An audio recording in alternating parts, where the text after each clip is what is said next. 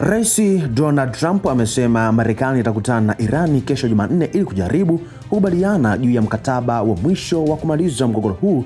Hii inakuja baada ya nchi zote mbili kushambuliana kwa makombora mazito mwishoni mwa wiki hii, licha ya makubaliano ya muda mfupi kufikiwa mapema mwezi huu.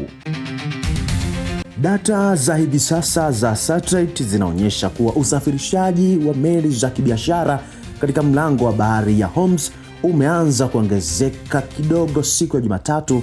Hii ni baada ya usafirishaji huo kupungua kwa kasi kufuatia mashambulizi ya pande zote mbili kati ya Marekani na Iran mwishoni mwa wiki hii.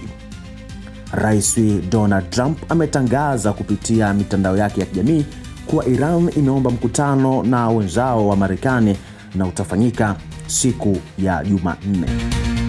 Hata hivyo, maafisa wa Iran wamesema kuwa hakuna mkutano kama huo uliopangwa. Mkutano huu mjini Doha unaweza kuwa wa muhimu sana na usiwe na matokeo.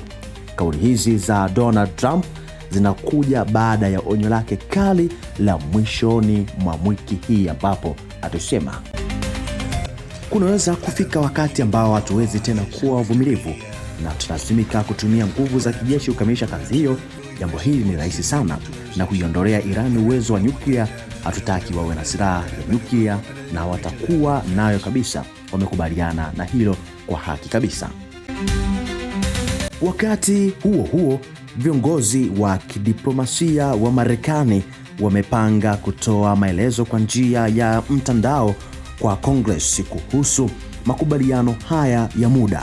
Hata hivyo, wabunge wa chama cha Democratic wameonyesha hofu kuwa vita hii na Iran inaweza kupoteza mwelekeo na kushindwa kudhibitishwa.